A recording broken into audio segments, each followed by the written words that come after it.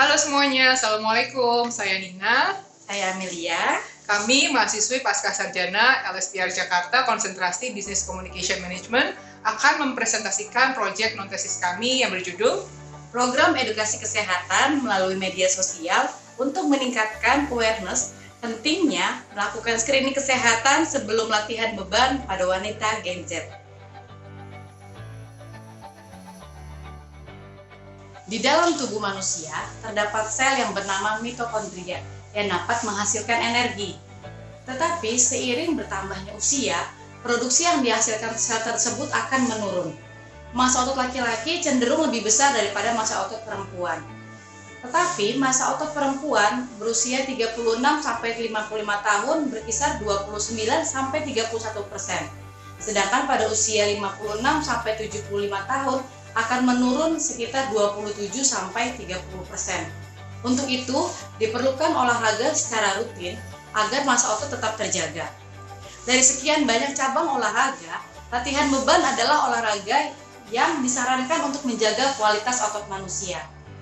Latihan beban merupakan salah satu olahraga yang berguna untuk melatih kekuatan, membangun, serta mempertahankan massa otot.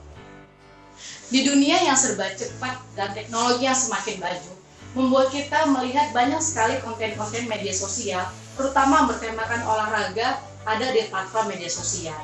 Anak-anak yang terlahir dengan generasi yang melek teknologi, yang sering sekali kita sebut dengan generasi Z, yang mereka adalah yang lahir dari tahun 1990-an sampai 2010-an. Mereka dikenal dengan generasi yang akrab dengan teknologi. Mereka adalah anak-anak yang mudah sekali menyerap informasi dari media sosial, walaupun mereka belum mengetahui kebenaran dari konten tersebut. Olahraga yang semakin berkembang dan semakin menjadi tren di kalangan anak-anak generasi Z, membuat mereka cenderung mudah mengikuti tren olahraga yang sedang terjadi. Tetapi mereka cenderung tidak tahu efek yang mereka lakukan ketika mereka memulai berolahraga pertama kali. Fenomena tersebut itulah yang membuat kami, melatar belakangi kami untuk membuat sebuah program edukasi bagaimana pentingnya melakukan screening kesehatan, terutama bagi wanita yang sedang menekuni olahraga latihan angkat beban. Seperti kita tahu bahwa olahraga angkat beban ini sangat bagus untuk wanita. Tetapi yang kami mau tekankan adalah screening kesehatan yang harus dilakukan pertama kali karena perempuan mempunyai struktur sendi dan tulang yang berbeda dibanding dengan laki-laki. Berikut ini kita dengarkan penjelasan dari pakar kesehatan dokter spesialis rehab medik mengenai pentingnya screening kesehatan sebelum melakukan latihan beban. Assalamualaikum warahmatullahi wabarakatuh. Salam sehat, salam olahraga. Di masa sekarang sangat menarik ya, begitu banyak antusias masyarakat untuk melakukan latihan beban. Bahkan yang sangat menarik juga adalah anak-anak Gen Z begitu tertariknya mereka untuk melakukan olahraga beban ini. Ingat, olahraga sangat bermanfaat, tapi juga ada faktor resiko cederanya. Oleh sebab itu, apabila ingin melakukan latihan beban, sebaiknya lakukan dulu screening test untuk mencegah terjadi cedera. Karena di politerapi kami itu banyak sekali terjadi cedera olahraga pada orang-orang Gen Z ini ya. Oleh sebab itu lakukan screening dulu. Screeningnya seperti apa? Biasanya kita konsultasi di tempat kami misalnya dengan melakukan lihat postur badannya bagaimana, apakah dia bungkuk, adakah skoliosis, kemudian sendi bahunya, apakah dia full gerakannya, sikut, kemudian tangannya, kemudian apakah ada faktor resiko di lutut, di hip, dan di ankle-nya. Dengan seperti ini, maka faktor resiko kita lihat apakah mempunyai faktor resiko atau tidak. Apabila semuanya aman, maka Anda bisa melakukan latihan beban dengan tenang dan bisa menghindari terjadinya resiko cedera. Demikian. Terima kasih. Salam sehat. Berdasarkan latar belakang tersebut, berikut adalah insan masalah. Yang pertama, bagaimana mengedukasi wanita Gen Z melalui media sosial Instagram mengenai pentingnya melakukan screening kesehatan sebelum latihan beban.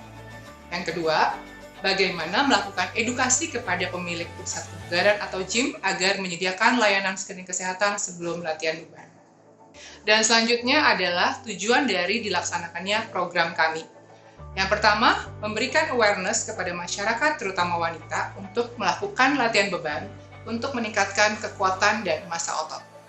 Yang kedua, mengedukasi wanita, terutama Gen Z, untuk melakukan screening kesehatan sebelum berolahraga latihan beban untuk menghindari cedera. Yang terakhir, mengedukasi penyedia layanan gym atau pemilik pusat kebugaran agar menyediakan dokter untuk screening kesehatan.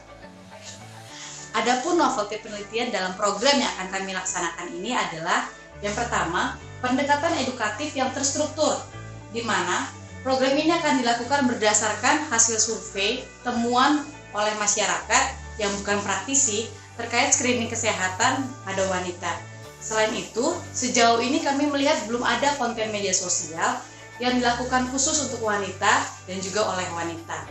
Yang kedua, kami akan melakukan program ini berfokuskan pada generasi Z, di mana mereka adalah yang terlahir dengan era digital, sehingga generasi ini menjadi sasaran yang tepat untuk kita melakukan program komunikasi pentingnya screening kesehatan. Yang ketiga, proyek ini juga akan melakukan pendekatan menggabungkan kesehatan, komunikasi, dan teknologi yang menunjukkan sifat interdisipliner dari proyek ini, sehingga menghasilkan edukasi yang holistik dan juga inovatif. Berikut ini adalah literatur yang akan kami gunakan sebagai panduan kami dalam menjalankan program komunikasi. Literatur ini yang kami ambil dari tahun 2015 sampai tahun 2023, berisi teori-teori komunikasi dan juga proyek-proyek yang pernah terjadi di tahun-tahun sebelumnya, sehingga akan menjadi panduan kami dalam menjalankan non-tesis proyek kami. Literatur ini kami ambil dari tahun-tahun terbaru, juga dari jurnal-jurnal yang terpercaya kredibilitasnya. Dalam program ini kami menggunakan dua teori utama. Yang pertama adalah teori komunikasi persuasi oleh Perloff 2017, di mana teori ini menggambarkan atau menjelaskan mengenai proses simbolik di mana komunikator berusaha meyakinkan orang lain untuk mengubah sikap atau perilakunya terkait suatu isu melalui penyampaian pesan dan dalam suasana yang bebas. Dan selanjutnya, teori Elaboration Likelihood Model, di mana teori alat ini dipakai sebagai alat operasional kampanye komunikasi kesehatan yang dapat dirancang sehingga mencapai dampak yang maksimal. Elaboration Likelihood Model ini memberikan kerangka kerja yang luas untuk memahami bagaimana berbagai komponen sumber, pesan, dan penerima mempengaruhi proses persuasi dan apa yang mempengaruhi keputusan mereka. Membantu dalam menyesuaikan pesan agar sesuai dengan cara audiens menerima dan merespons informal, baik melalui pemrosesan, mendalam, atau lebih dangkal. Model LMC ini digunakan untuk memenuhi kebutuhan dan preferensi audiens yang berbeda. Pesan dapat disesuaikan yang meningkatkan peluang untuk mengubah sikap dan perilaku kesehatan. Dan selanjutnya adalah teori pendukung yang kami gunakan di dalam proyek penelitian kami. Teori pendukung yang pertama adalah Health Communication Campaign oleh Perloff 2017, di mana kampanye komunikasi kesehatan adalah upaya yang terorganisir dan sistematis untuk mengubah sikap kesehatan atau sosial melalui komunikasi. Yang kedua, teori Generation Behavioral by Bensick dan Machova 2016, di mana adanya perbedaan yang signifikan antara generasi Z dengan generasi lainnya. Generasi Z terlahir dengan teknologi informasi yang semakin canggih sehingga penyampaian informasi perlu dibedakan dengan generasi lainnya. Teori pendukung yang terakhir kami gunakan Social Media Campaign by Kim 2021.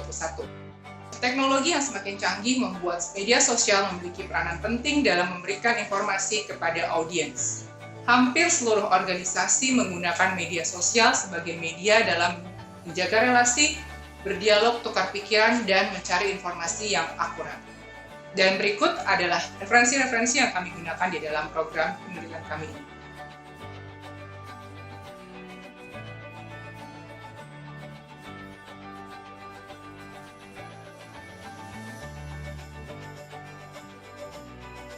Kuliah komunikasi di LSPR. Ayo kuliah sampai S2. Karena kami masih belajar, Kami mohon masukannya. demikianlah presentasi dari kami. Terima kasih dan salam sehat selalu.